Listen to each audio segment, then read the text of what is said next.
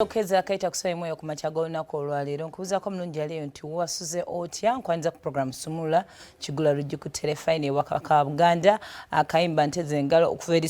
Fred Serembake katwese kushafa olunaku olwaleero is a Tuesday Totito olunaku olwawalumbe ennaku z'omwezi ziri 24 mwezi gwa Mutunda mwaka 2024 the 24th of ogw'omwenda 24924 kati basu people believe in superstitions waliwo ekigenda maaso or something must happen kale kwaniriza ku show lunaku lwakubiri weather bweti ebuzaabuza oyina kubeera nga osobola otambula muko ne jacket in case it rains you're safe naye nga tetugaana genda kukola mirimu gyaffe olunaku olwaleero wiiki ekyali mpya nno tuku binyinyo byosobola okuba nga okyusaako kansuubira abaana mwagezezaako bazza ku masomero kuba mu weeks nga 2 siniyafu bagenda kuba batandika ebigezo so woli wonna nywera kwa tabula batunda tako basanga nasala ku masitowa abalina plot ku makubo gonna main roads ezifuluma ekibuga Kampala osobola bakubira ku simu yiyaawo guno mwaka olemevira mwawo atis genda olambule bagenda tuvuga paka sawa satwenga ko tutandike. Good morning.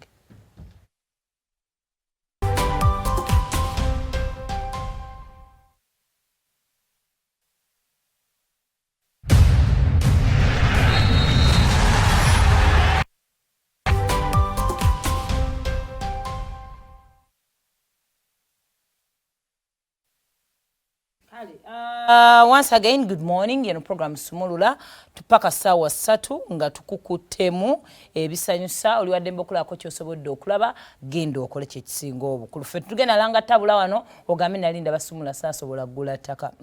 sibe bigenda okuba nga bikola bulijjo engoye z'amagye abakyala ziba bwe ziti afande nalweiso olwaleero gwokoze naye tumazeeyo okomya kwa afande nalweyo bwofaana ku screen si bwofaanana wano sawa engeri gwe gyolabira abantu gwe gyobasasulira TV zaabwe enfaanana nti abanyinyonyole naye kano kakuzizaamuko webalenga tempya ojja kukoowa simanyi ndowooza nja kukuwaayo olunaku nga buli kitundu nzija nga nzija kiveewo lumu kati zambale wiiki yonna ziggweyo twagala tuddemu content eno mpya njatulabikenga abantu ekiro nga twakikola kyakola ki mugamba muta esebo zafujayo gundi tutandike show kale bane tuba tubabuuzako amakya gonna kati ebiri serious bitandise lunaku lwakubiri naye guno omwezi gudduse simanyi kiki naye kisinga obukulu tuli mu wiiki yakubiri nga tuzeeyo abaana ku masomero kyendowooza nti nno abazadde Katonda ayongedde okuba nga ate abasobozesa tutandikirewa kaakati twagala okusaasira ku bannaffe b'ekibiina kya National Unity Platform olunaku olw'eggulo baaviiriddwako abadde amyuka omukulembeze oba President wa NUP mu Western Uganda omukyala amanyiddwa nga Jole Kyomugasho. Yes. Kakati omukyalo ono NUP baalonda abamyuka basatu amyuka omukulembezi wa NUP wano mu Buganda amyuka omukulembezi wa NUP wano mu Buganda eyali ow'ekitiibwa Mathias Mpuuga naye tebalinazzaawo kakati ono omukyala Jole ne banaalondebwa mu Western Uganda, Zedriga n'alondebwa mu Northern Uganda, then Honorable Nambeshe n'alondebwa mu Eastern Uganda. So kati omukyalo ono yavudde mulamu w'ensi eno olunaku olw'eggulo era nga amaze mu ICU weeks 3 kakati nno omukyalo ono yali mufumbo naye omwami we n'amuvaako mu mwaka gwa 1992 n'amulekera abaana 2 naye baalese mu bulamu.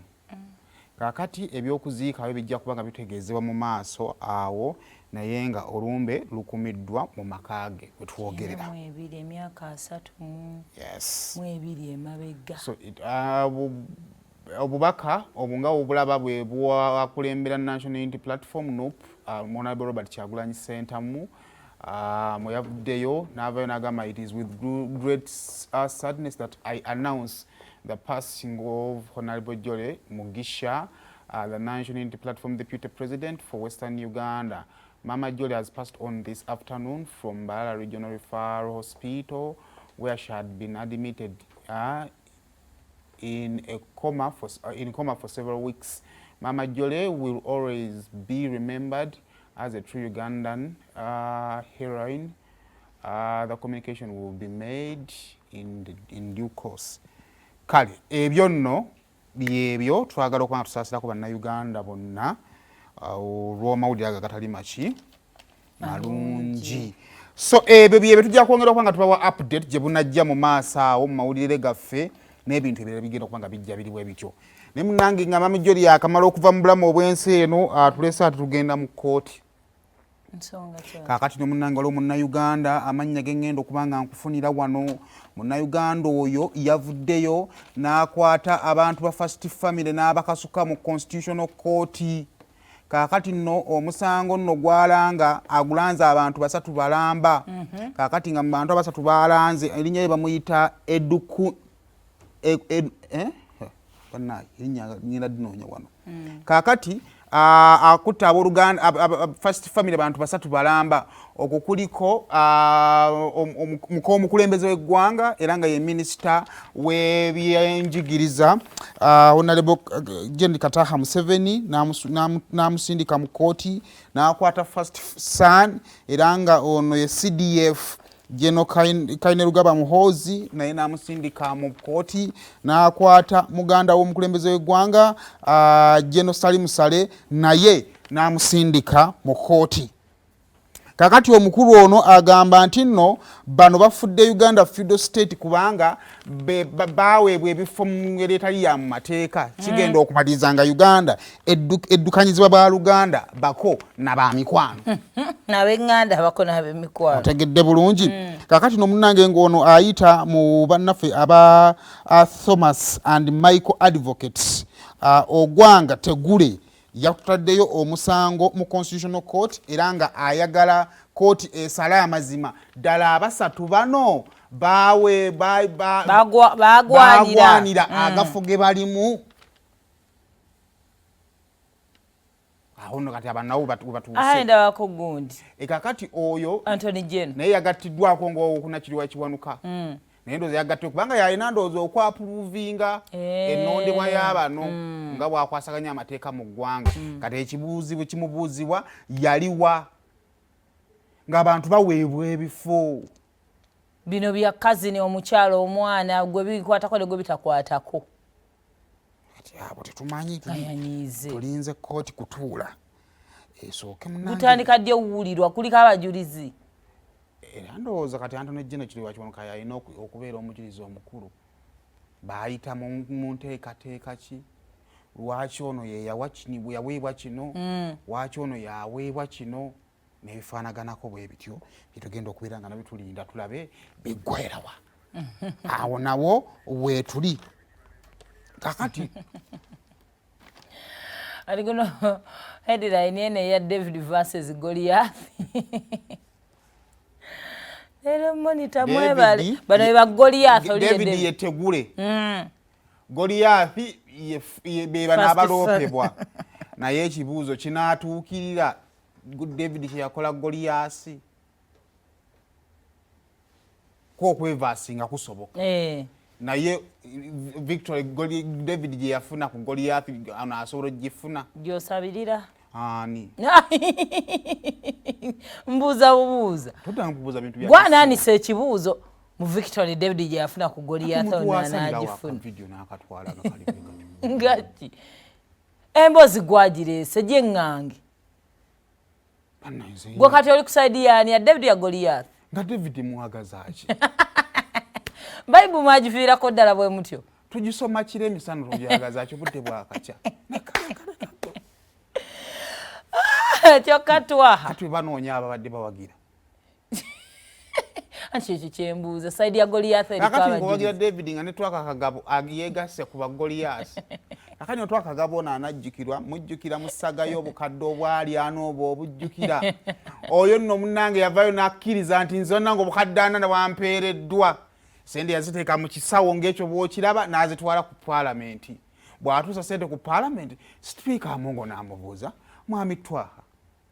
kaaga bebo ekibuuzo bepo sente wazijjeewa twakagabo n'agamba mmwe mwazimpadde namubuuza okakasa twaka n'agamba naye nange ndabika sikakasa wamma tesozeka zaali za mmwanyi nze nazitera ku akaunti yange zaali za mmwanyi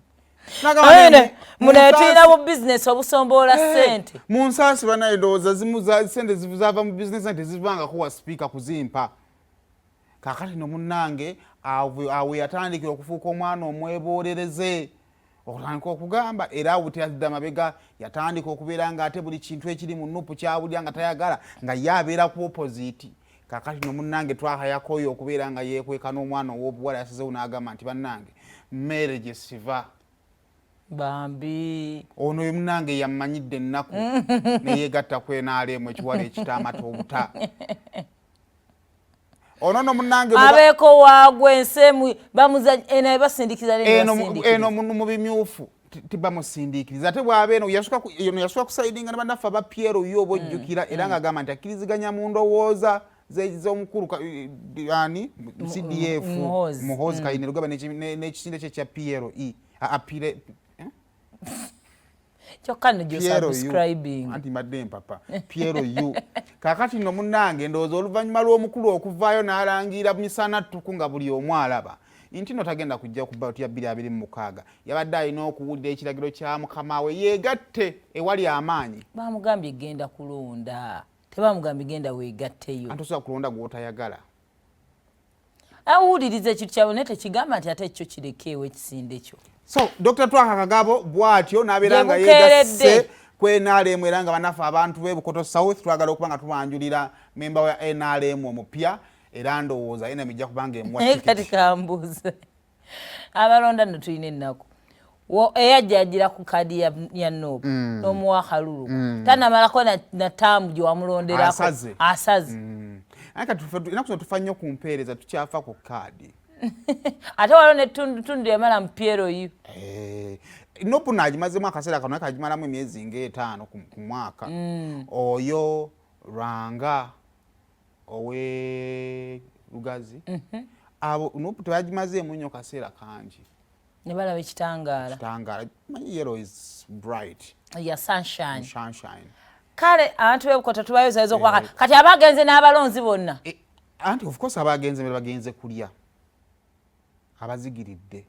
mukulembeze wa muwadda we mudda montegeera bulungi so katulinde ate ekinaava mu kalulu omwaka agunaagutuuse nga ate agenze mu kibiina ekipya okay kale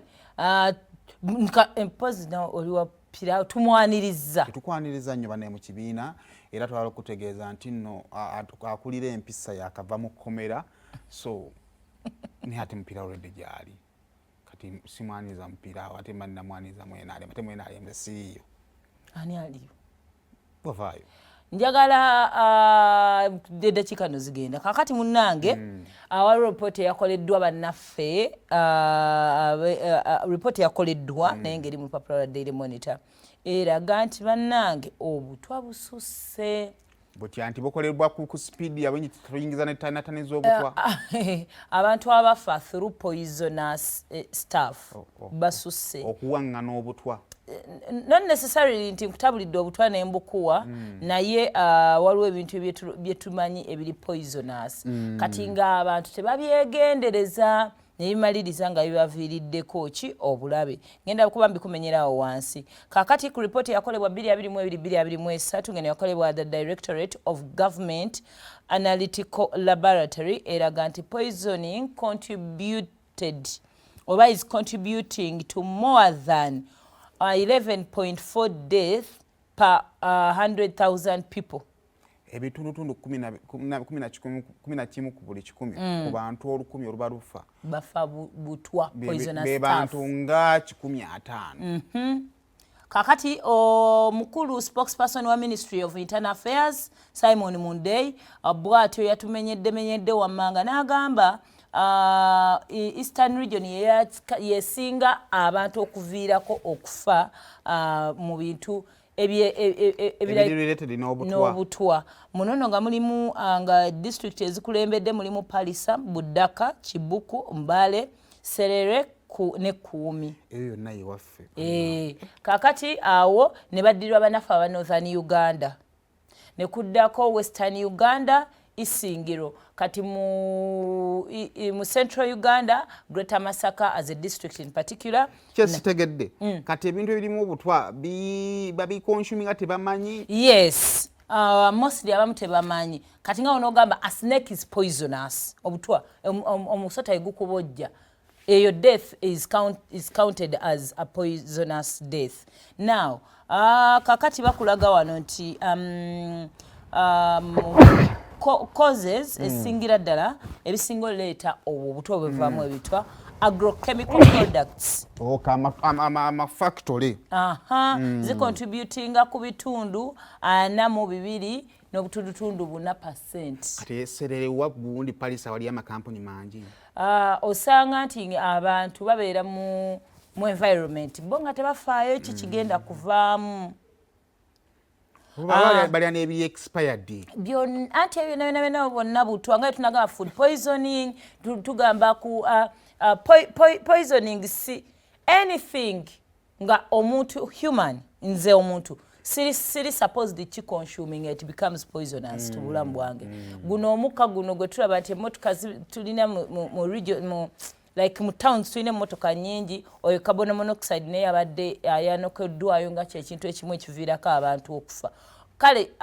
you can consume it with time bagenda okutwala mu ddwaliro okukebera nti omuntu oba amawugwe gaafa naye nga bwali butwa. When you smoke you're literally bw'osukka wandikomye you're poisoning yourself. When you take a lot of alcohol you're literally poisoning yourself. Okwo kuliko household chemicals kuliko of course njogedde ku carbon monoxide, snake bites, food poisoning n'ebirala biyitirivu nnyo. Kati watulaba ne tukusomesa ne tugamba tolya mmere ng'esuzeewo oyinza okuba wetta mpolampola ogiwaatako oluseerera okulongoosa ebintu mwe mufumbira eddagala bannange omusawo waba agambye nti kati olaba kati mulimu ebintu ebiringa ebiri simple naye ate nga biri complicated. Syrup y'omwana kasita ogiggula n'emala ennaku 5 ya antibiotics nga kasita abeera nga alina okubeera nga eweddemu bw'aba anywedde emirundi 3 olunaku mu nnaku 5 days eba erina okuba nga eweddemu era it gets expired immediately. Tetubifaako omuzadde yayagala omwana amalemu eddagala era maama omwana wamuwulira abugumanga nga mpaka siraapu ako kenalekawo luli omwana olimu poisoninga n'ebirala okwetuga n'ebiralalala bwe bityo. Kati tukoze tutya musawo?